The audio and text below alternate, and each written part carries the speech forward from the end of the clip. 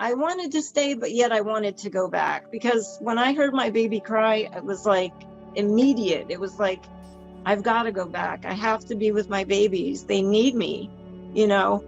And I don't want to get into why I felt like they needed me, but it has to do with my ex and I just felt like they really would need me. So I felt like I had to be back for them, but I wanted to, in some way, stay in that love, because that love is so strong. And like you can't even, I've had people tell me, well, we have love here, we love each other here, but they don't get it. I mean, this love is absolutely nothing like the love there. I mean, you can't even compare it. There is no comparison.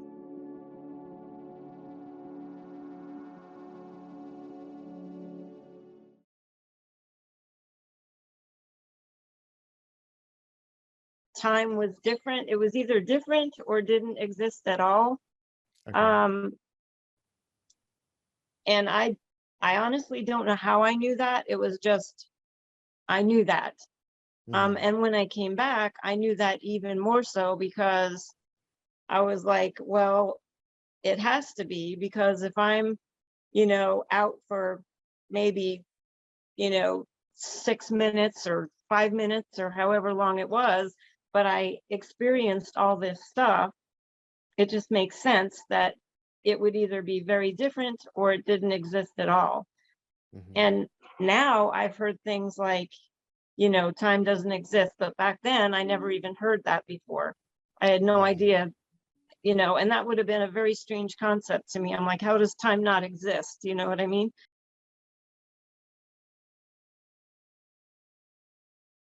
And I wanted to kind of share a story with you that I thought was really interesting.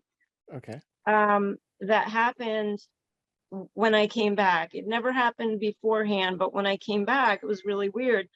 My oldest son and I were able to communicate that way, both of us. I remember one day we were walking, and he was getting, kind of far ahead of me. And I was like, Christian, he remembers this too. I was like, Christian, you need to, come back. I didn't say it out loud. I was saying it in my mind, like, Christian, you're getting too far. You need to come back. So all of a sudden he comes running up to me and he's like, Mommy, what did you want? And I was like, what do you mean, what did I want? Because I didn't say anything out loud. And he was like, I heard you say something, and that's why I came running back. So I thought that was really strange how he, heard me say something when I didn't say it out loud. And he also remembers recently, or fairly recently, he was missing. He was missing for 2 years. We found him about 6 years ago. And we only talked about this recently because I asked him, I said, did you hear me, thinking about you, or, my prayers, or, whatever. Because often I would talk to him, even though he wasn't here, just tell him, I'm thinking about you. I love you so much. And he told me that he did hear those things from me. So I thought that was really interesting as well. And do you guys still communicate this way sometimes, or no? I don't know, because it's not something that we really talk about. Like I'd have to ask him, but we don't on purpose, or you know what I'm saying? We don't say, hey, did you hear me this or that? That was the last time I can remember, was just months ago when we talked about, because we're actually writing a book, or trying to write a book about his experience and my experience when he was missing. And so that was just something that I brought up at the time. But I don't know if I can't say that we do. I have no idea, because we've not talked about it. We've not said, did you hear me when I said, you know what I'm saying? Or I mean, there are times where you say, I was thinking about you, and he'd be like, I was thinking about you too at that same moment. Just like when I messaged you, or when you met, did you message me and I said, that's really funny because I was just about to text you? Or was that Yeah, someone else? something like, yeah, that it was us. Yeah, Right? I That was remember that. you, right? Yeah. I was just about to message you and you had messaged me at that very moment. I was like, that's really weird. But stuff like that happens to me all the time. Yeah. So it's not really weird to me anymore. Yeah.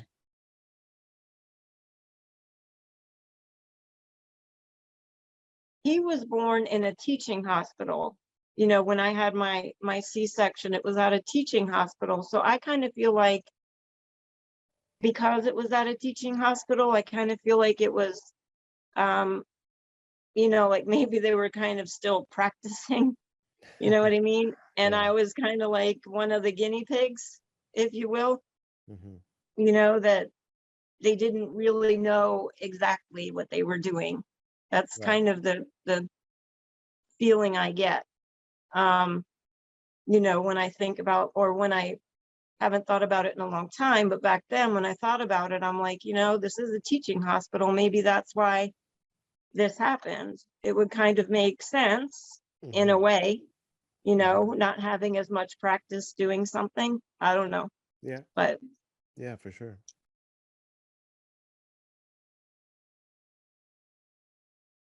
like really strong. I have a really strong longing to go back. Like Yeah. I want to, I think we did because I'm not suicidal in any way, but I have a really strange longing to want to be back there. Yeah. Yeah. Um, Yeah, you'd mentioned that. yeah, and it's hard to explain, but it's like, you just do. You're like, I I totally want to get be it. home, I just want Hmm. to be home. I remember talking about or feeling once I left my body, I felt so light and so free, like free from, because our bodies kind of, they weigh us down. We don't know that obviously until we're not in our body. But once I left, I was like, woo, this is great. This feels good. It's so free and it's so light. Hmm. Um, it felt like, yes, this is what it's supposed to feel like. You know what I mean? Hmm. Like this is what it is. It's not the body and it's not gravity and it's not feeling weighed down. It's like this is what it is. That's what it felt like. So that was one thing um I enjoyed that. I enjoyed that feeling.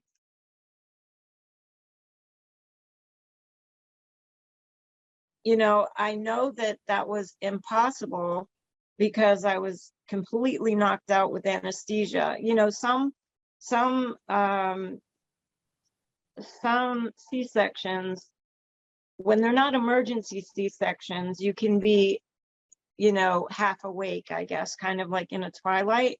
But Hmm. because mine was, an emergency C-section, I had to be completely knocked out. So there's no way possible that I would have been able to hear or see anything. I mean, hear, people can say, well, maybe you can hear. I don't know, but I definitely wouldn't have been able to see anything. Hmm. Um, I saw them. I don't remember seeing them, cut me. I saw that there were several doctors and nurses kind of like, hovering around me. So that's probably why I didn't see them cut, because they were kind of like, leaning over me. Hmm. But I saw when they took him out and they carried him away. And that's something I will never, ever forget. That was like, I mean, I got to see, a C-section I wasn't supposed to see. I got to see Yeah. my son being born that I wasn't even supposed to see. So that was kind of neat.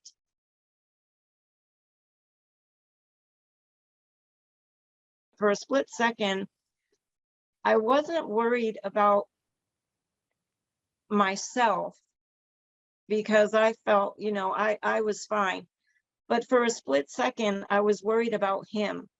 I was worried about the baby. You know, I was worried about if he was okay, if he was, you know, because they carried him off so fast, and I hadn't heard him cry at that point. So I had no idea what, you know, what was going on with him. So I was worried for a moment, but you know, that passed pretty quickly.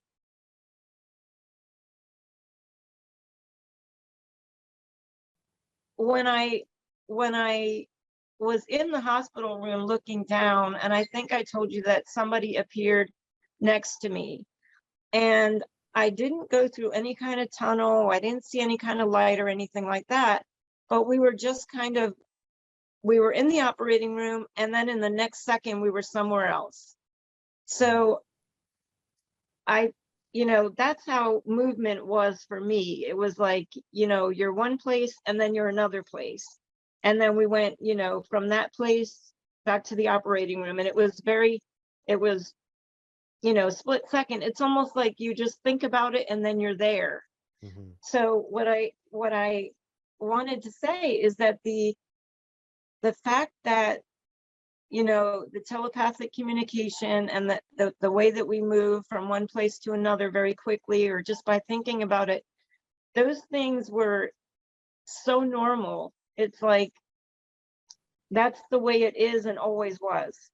There's no other way. That's just how it is.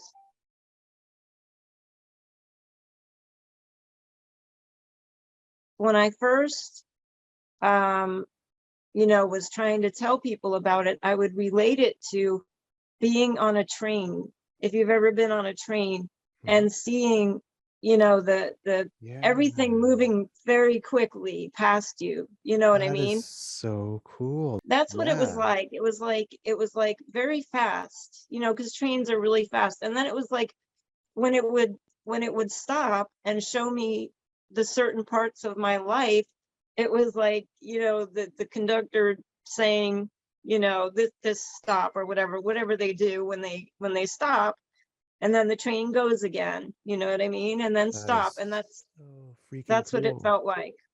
You know, we all say that there's hardly anything that we can relate these things to, relate these experiences to, but you know, that was my way of being able to explain it. I mean, at the same time, it was like a huge, you know, movie screen. Like the whole world was like a movie screen and was, you know, behind me, around me, and everything. But as far as the, you know, when it was moving and stopping, it was like a train. I explain it like a movie, but it really isn't like a movie because it's real. So it's more like a play, like live. Yeah. You know what I've I heard it mean? described like that. Yeah. So, you know, I guess in the beginning, and still sometimes now, I'll tell people it was like watching a movie, but I'm like watching it all around me. But really, you know, the more I thought about it, the more I'm like, you know, it really wasn't like a movie. It's more a play where people are alive and you're being put in these people's shoes. I mean, literally, and you know, stop me if we already talked about this, but literally every person that you ever met in your entire life, you will be put in those shoes, and you will have to feel exactly what they felt, which is, you know, again, why I say it's so important to treat people well, because we're going to feel it whether you like it or not, you know, and not just the bad things, but the good things. I mean, you know, it showed me plenty of good things that I did in my life, and how I affected, how my words, you know, affected another person. I don't really understand completely how it can be that you can see those things like I was talking about, like being in a play, and or it being like a play, and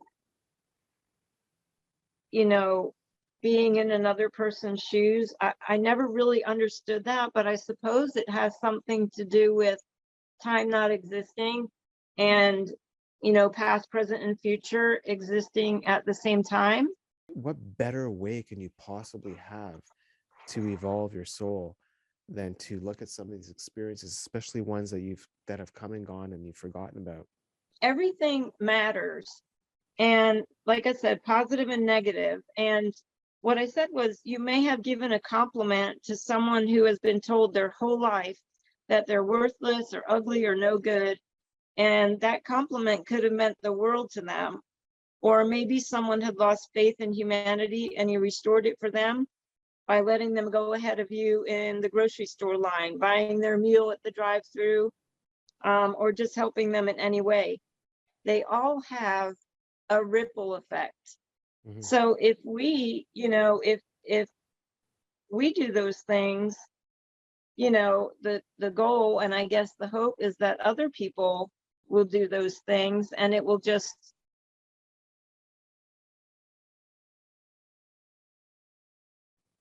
even though they asked me that, I still felt like if I had said I want to stay, they were going to give me like a little nudge and say, no, I think it's a good idea if you go back. You know what I mean? Yeah. And I don't know if that's important or not, but I just had that strong sense that Mhm. they were going to be like, yeah, it's probably a good idea if you go back and work on Yeah. some stuff.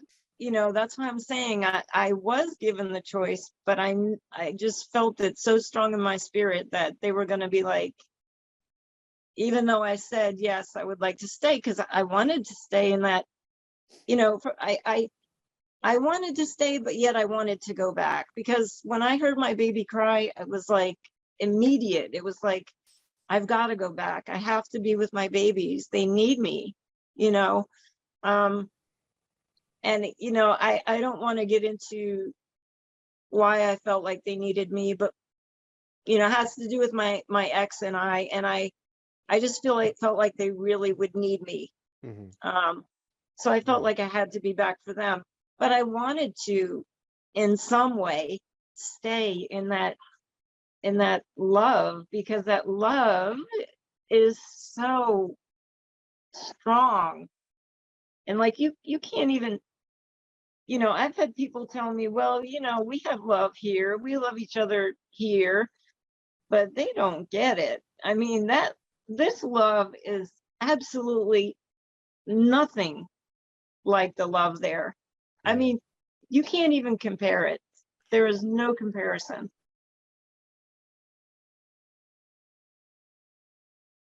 When I saw my childhood dog in my NDE, or in my life review, all the memories that I ever had with her, which was many, many. I mean, that dog was my world back then. But all the memories and the sheer unconditional love that she had for me, it just Mm. totally came back. And I feel like, you know, this is kind of funny, but not really, but in a way, in the way that I'm going to explain it. Um, my husband and I saw a dog that um, a mutual friend of ours almost hit. I felt it, the fear and the uncertainty and the questions. Like I actually heard their questions. It was like they were talking to me, Yeah. like, Yeah. Yeah. and I don't know if they really were, or it was just my, Probably.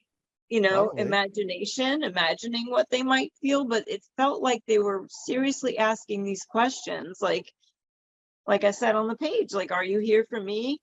I'm scared, I'm hurting. But when I first walked in, I mean, you can ask my husband, when I first walked in, I just started crying. And I had been to a rescue or a pound or whatever you want to call it before. Um, so I knew what to expect, Mhm. but I'm telling you, like my spirit just cannot take, my spirit can't take it. I can't take that that sadness Do you and think that, that you were like that before your NDE? If you would walk in there, would you have the same experience or similar experience, or is this something that's been heightened? it's really hard to say, but because I've always loved animals and people, but I feel like I'm much more sensitive and much more aware. Um, so, I'm gonna say no. I don't think so. I mean, definitely would have felt bad and definitely would have, hurt my spirit, but That's I different. don't That's think, different though. yeah, I don't think I would have heard all the questions. Like, I literally felt like I was hearing them ask me Yeah, questions. I believe And you. I believe you. I know I'm gonna sound like a complete loony, but I really did. And Mhm. it was so overwhelming. Well, Yeah. listen, it's been really good talking to you again. All And right, thank you take so care, much John. again. Thanks again for Uh, doing it. I really uh, appreciate it. you're welcome. All Bye-bye. right. Talk to you later. Bye.